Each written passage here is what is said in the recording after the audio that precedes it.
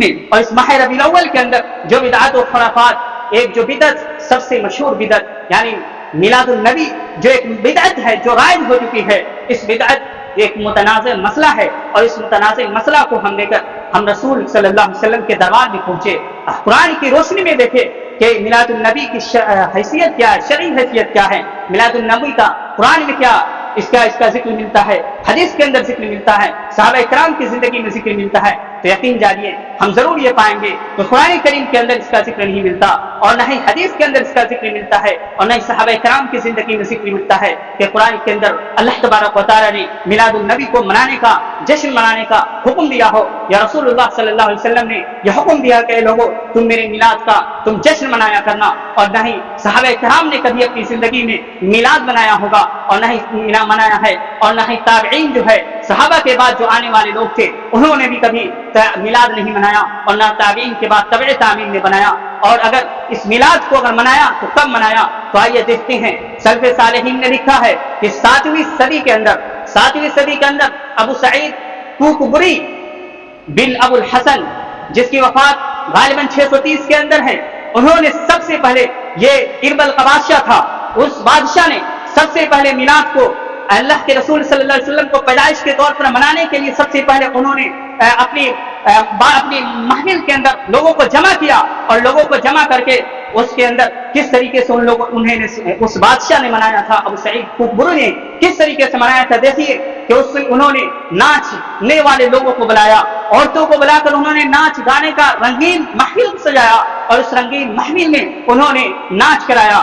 میلاد رسول اللہ صلی اللہ علیہ وسلم کا میلاد کیا اس طریقے سے منایا جا سکتا ہے۔ سب سے پہلے اس بادشاہ نے جو منایا اس طریقے سے جو بالکل اسلام کے خلاف ہے، جو بالکل قرآن کے خلاف ہے، جو بالکل حدیث کے خلاف ہے، اس طریقے سے انہوں نے اس بادشاہ نے جو اربل کا بادشاہ تھا، انہوں نے اس طریقے سے میلاد کو بنایا تھا، اپنی محفل کے اندر نچوایا تھا، اپنی محفل کے اندر گانا بجوایا تھا، اور اسی طریقے سے دوسری جو چیزیں تھے جو اسلام میں جو ممنوع ہیں اس چیز کو اس بادشاہ نے کروایا تھا۔ اور اسی چیز کو سب سے پہلے فتویٰ یعنی میلاد النبی کو منانے کا جو سب سے پہلے جو فتویٰ دیا تھا وہ تھا ابو الخطاب عمر، جن کی وفات 633 کے اندر ہے۔ یعنی دیکھیں نبی کریم صلی اللہ علیہ وسلم کی وفات کے بعد یعنی اسلام کے آنے کے غالباً 600 ہجری کے بعد یعنی 600 سال کے بعد سب سے پہلے انہوں نے جو الخطاب عمر نامی جو شخص تھا انہوں نے فتویٰ دیا تھا کہ اسلام کہ یہ میلاد النبی منانا جائز ہے، جس کے بارے میں یعنی جس شخص نے یہ فتویٰ دیا تھا کہ میلاد النبی منانا جائز ہے، اس کے بارے میں حافظ ابن حجر الاسقلانی جو بہت بڑے محدث ہیں انہوں نے لکھا ہے کہ یہ جو میلاد منانے کا جو فتویٰ دیا جس آدمی نے، وہ آدمی بہت بڑا کذاب تھا، بہت بڑا جھوٹا انسان تھا، اور وہ آدمی جو سلف صالحین تھے ان کے بارے میں وہ بھلا بلا کرتا تھا۔ جس شخص نے میلاد منانے کا حکم دیا، جس شخص نے میلاد کو جشن کے طور پر منانے کا فتویٰ دیا تھا کہ یہ جائز ہے، اس کے بارے میں محدثین نے کیا لکھا ہے؟ حافظ ابن حجر نے لکھا ہے کہ وہ شخص کذاب تھا، وہ شخص جھوٹا تھا، وہ صحابہ کرام کو طعن و تشنیع کرتا تھا، وہ جو علماء کرام تھے، سلف جو صالحین تھے، جو سابق میں پچھلے جو سلف صالحین جو گزرے تھے ان کے بارے میں برا بھلا گمان کرتا تھا۔ تو ذرا سوچئے جس چیز کا ایجاد اسلام کے آنے کے بعد، شریعت کے آنے کے بعد کتنے سال بعد؟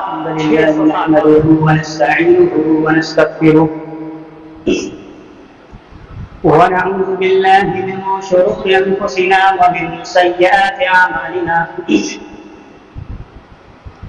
من يهده الله فلا مضل له ومن يضلل فلا هادي له أشهد أن لا إله إلا الله وحده لا شريك له وأشهد أن محمدا عبده ورسوله أعوذ بالله من الشيطان الرجيم يا أيها الذين آمنوا اتقوا الله حق تقاته ولا تموتن إلا وأنتم مسلمون يا أيها الناس اتقوا ربكم الذي خلقكم من نفس واحدة وخلق منها زوجها وبث منهما رجالا كثيرا ونساء واتقوا الله الذي تساءلون به والأرحام إن الله كان عليكم رقيبا يا أيها الذين آمنوا اتقوا الله وقولوا قولا سديدا يصلح لكم أعمالكم ويغفر لكم ذنوبكم ومن يطع الله ورسوله فقد فاز فوزا عظيما أما بعد فإن خير الحديث كتاب الله وخير الهدي هدي محمد صلى الله عليه وسلم وشر الأمور محدثاتها وكل محدثة بدعة وكل بدعة ضلالة وكل ضلالة في النار أعوذ بالله من الشيطان الرجيم اليوم أكملت لكم دينكم وأتممت عليكم نعمتي ورضيت لكم الإسلام دينا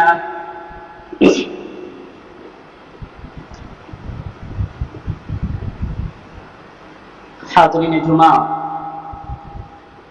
سامنے بیٹھے ہوئے عزیز ساتھیوں اور اسلامی بھائیوں،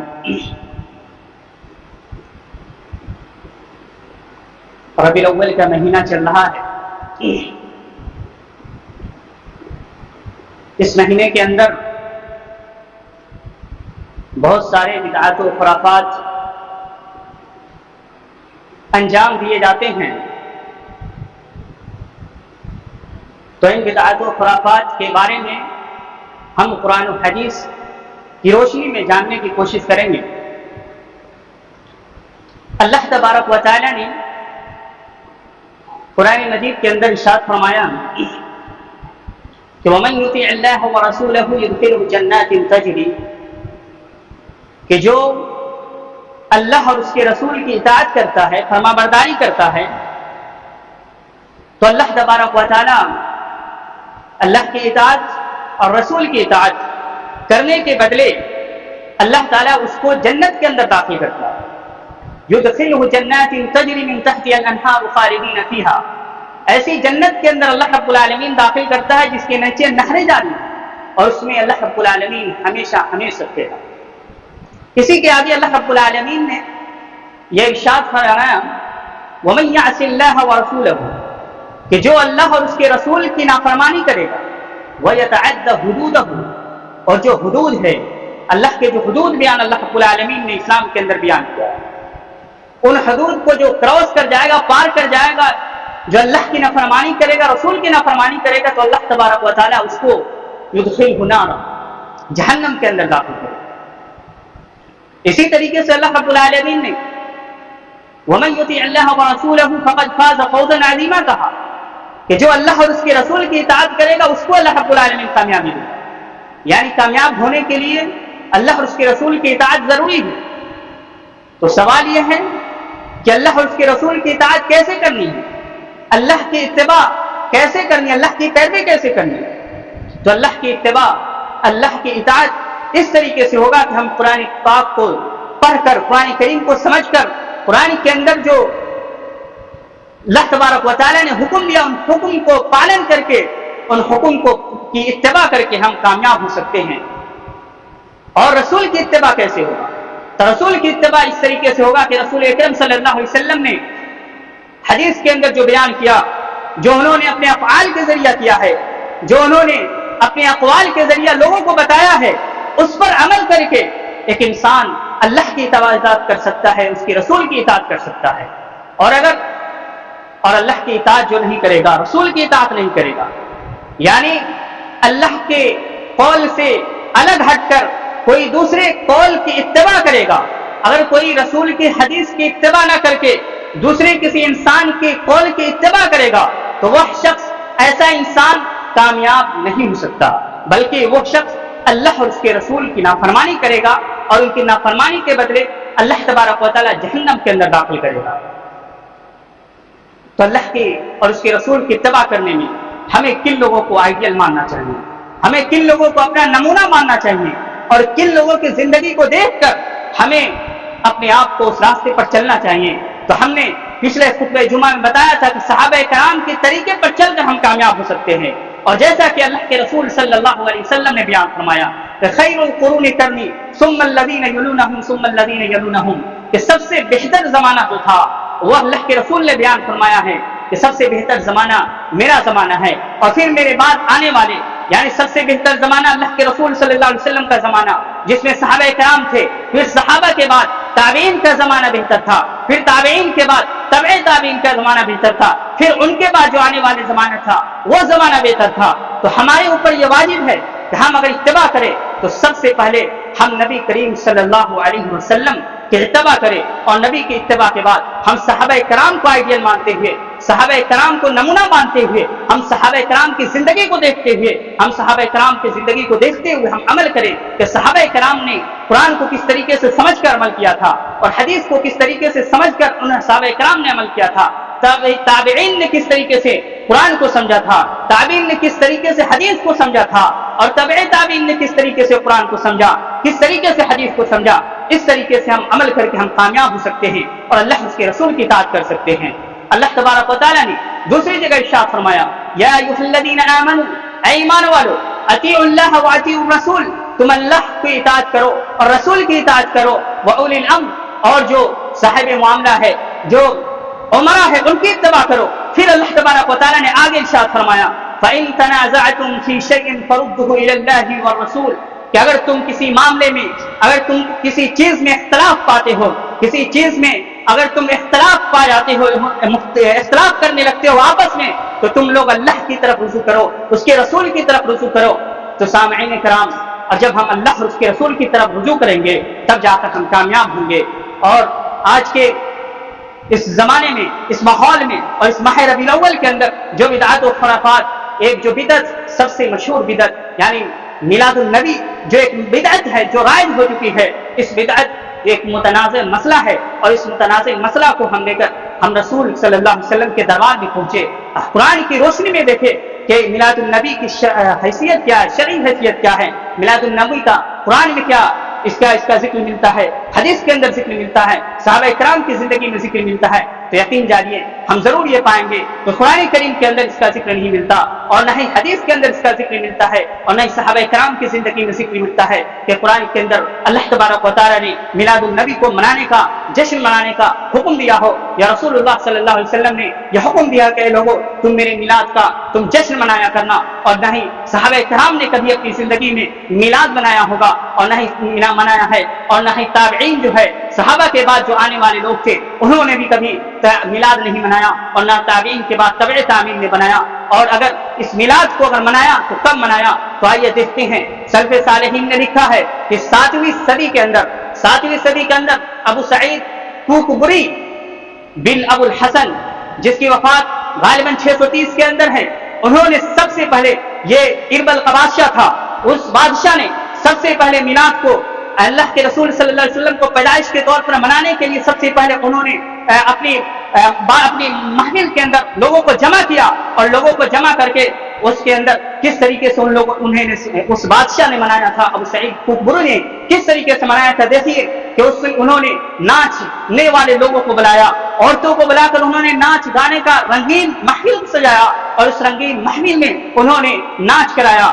میلاد رسول اللہ صلی اللہ علیہ وسلم کا میلاد کیا اس طریقے سے منایا جا سکتا ہے۔ سب سے پہلے اس بادشاہ نے جو منایا اس طریقے سے، جو بالکل اسلام کے خلاف ہے، جو بالکل قرآن کے خلاف ہے، جو بالکل حدیث کے خلاف ہے، اس طریقے سے انہوں نے اس بادشاہ نے، جو اربل کا بادشاہ تھا، انہوں نے اس طریقے سے میلاد کو بنایا تھا، اپنی محفل کے اندر نچوایا تھا، اپنی محفل کے اندر گانا بجوایا تھا، اور اسی طریقے سے دوسری جو چیزیں تھے جو اسلام میں جو ممنوع ہیں اس چیز کو اس بادشاہ نے کروایا تھا۔ اور اسی چیز کو سب سے پہلے فتویٰ یعنی میلاد النبی کو منانے کا جو سب سے پہلے جو فتویٰ دیا تھا وہ تھا ابو الخطاب عمر، جن کی وفات 633 کے اندر ہے۔ یعنی دیکھیں نبی کریم صلی اللہ علیہ وسلم کی وفات کے بعد، یعنی اسلام کے آنے کے غالباً 600 ہجری کے بعد یعنی 600 سال کے بعد سب سے پہلے انہوں نے جو الخطاب عمر نامی جو شخص تھا، انہوں نے فتویٰ دیا تھا کہ اسلام کہ یہ میلاد النبی منانا جائز ہے، جس کے بارے میں یعنی جس شخص نے یہ فتویٰ دیا تھا کہ میلاد النبی منانا جائز ہے، اس کے بارے میں حافظ ابن حجر الاسقلانی جو بہت بڑے محدث ہیں، انہوں نے لکھا ہے کہ یہ جو میلاد منانے کا جو فتویٰ دیا جس آدمی نے، وہ آدمی بہت بڑا کذاب تھا، بہت بڑا جھوٹا انسان تھا، اور وہ آدمی جو سلف صالحین تھے ان کے بارے میں وہ بھلا بھلا کرتا تھا۔ جس شخص نے میلاد منانے کا حکم دیا، جس شخص نے میلاد کو جشن کے طور پر منانے کا فتویٰ دیا تھا کہ یہ جائز ہے، اس کے بارے میں محدثین نے کیا لکھا ہے؟ حافظ ابن حجر نے لکھا ہے کہ وہ شخص کذاب تھا، وہ شخص جھوٹا تھا، وہ صحابہ کرام کو طعن و تشنیع کرتا تھا، وہ جو علماء کرام تھے، سلف جو صالحین تھے، جو سابق میں پچھلے جو سلف صالحین جو گزرے تھے، ان کے بارے میں برا بھلا گمان کرتا تھا۔ تو ذرا سوچئے، جس چیز کا ایجاد اسلام کے آنے کے بعد، شریعت کے آنے کے بعد کتنے سال بعد؟ 600 سال بعد، 600 سال بعد جس چیز کا ایجاد ہوا ہو، جس کا جو اسلام کے بالکل خلاف ہے، جس کو اس طریقے سے منایا جاتا ہے کہ جس چیز کو اللہ رب العالمین نے اسلام کے اندر منع کیا کہ گانے نہیں بجا سکتے، اسی طریقے سے بہت سی چیزیں جو اس میں غیر بدعت کے طور پر لوگوں نے ایجاد کیا اور اس کو بدعت حسنہ کے طور پر لوگوں نے منانا شروع کر دیا، جبکہ اللہ کے رسول صلی اللہ علیہ وسلم نے بیان فرمایا ہے کہ اما بعد فإن خير الحديث كتاب الله وخير الهدي هدي محمد صلی اللہ علیہ وسلم وشر الامور محدثاتها وكل محدثة بدعة، کہ ہر بدعت وكل محدثة بدعة، ہر نئی ایجاد کردہ، یعنی جو چیز اسلام کے اندر نہیں ہے، جو چیز اسلام کے اندر نہیں ہے وہ بدعت ہے۔ اور بدعت کیا چیز ہے؟ تو اللہ کے رسول نے بیان فرمایا کل بدعت ضلالہ، کہ ہر وہ بدعت گمراہی ہے، اور ہر گمراہی کل ضلالۃ فی النار، اور ہر گمراہی جہنم کی طرف لے جاتی ہے۔ تو پتہ یہ چلا کہ ہم اور آپ جب اس متنازع مسئلہ کو لے کر قرآن کی روشنی میں دیکھتے ہیں، احادیث کی روشنی میں دیکھتے ہیں، رسول کے فرمان کے مطابق دیکھتے ہیں، صحابہ کرام کے مطابق دیکھتے ہیں، تو نہ قرآن نے کہا کہ ہم میلاد النبی بنائیں، میلاد النبی کا جشن ہم نہ منائیں، اس لیے قرآن نے نہیں کہا، اور نہ ہی حدیث کے اندر آیا ہے کہ ہم میلاد النبی بنائیں، اور نہ ہی صحابہ کرام نے کبھی میلاد بنایا، اور نہ ہی صحابہ کے بعد نہ تابعین نے منایا ہے، نہ تابعین نے منایا ہے۔ تو گویا یہ ایک بدعت ہے جس بدعت کو ہمیں انجام نہیں دینا چاہیے، اور اس بدعت سے ہمیں بچنا چاہیے، اس لیے کہ اگر ہم اس بدعت کو انجام دیں گے، اس بدعت جیسے اعمال کو کریں گے، تو یقین جانیے ہم اور آپ گمراہی کی طرف جائیں گے، اور جب گمراہی کی طرف جائیں گے تو گمراہی ہمیں جہنم میں لے جائے گی اور ہم جنت سے محروم ہو جائیں گے۔ ذرا آپ غور کیجئے، اسلام کے اندر اللہ تبارک و تعالیٰ نے یہ بیان کر دیا کہ الیوم اکملت لکم، کہ آج کے دن ہم نے اپنے دین کو مکمل کر دیا۔ اللہ رب العالمین نے دین کو کب مکمل کیا؟ 600 سال پہلے، اور 600 سال بعد اس میلاد کو لوگوں نے اپنایا، اور اس بادشاہ نے جو جنم لیا اس سے پہلے اللہ رب العالمین نے یہ اعلان کر دیا ہے کہ الیوم اکملت لکم دینکم، کہ ہم نے آج کے دن تمہارے دین کو مکمل کر دیا۔ آج سے 1400 سال پہلے اللہ رب العالمین نے یہ اعلان کر دیا ہے کہ ہم نے اے لوگوں تمہارے لیے تمہارے دین کو مکمل کر دیا ہے۔ گویا کہ دین کے مکمل ہونے کے بعد دین کے اندر ہم ایک بھی چیز اضافہ نہیں کر سکتے، ہم ایک بھی چیز کو عید کے طور پر نہیں منا سکتے، ایک بھی چیز کو جو اسلام کے اندر نہیں ہے اس چیز کو ہم نہیں منا سکتے، اس لیے کہ قرآن اس چیز کو کرنے کا حکم نہیں دیتا، اور نہ ہی رسول کرنے کا حکم دیتا ہے۔ رسول اللہ صلی اللہ علیہ وسلم نے یہ بیان فرمایا کہ ما ترکت شیئا، کہ ہم نے کوئی بھی ایک بھی چیز نہیں چھوڑی ہے جو یقربکم، جو چیز تم لوگوں کو الی اللہ، اللہ کی طرف قریب کرتے، میں نے کوئی بھی چیز تم لوگوں کے لیے ایسی نہیں چھوڑی جس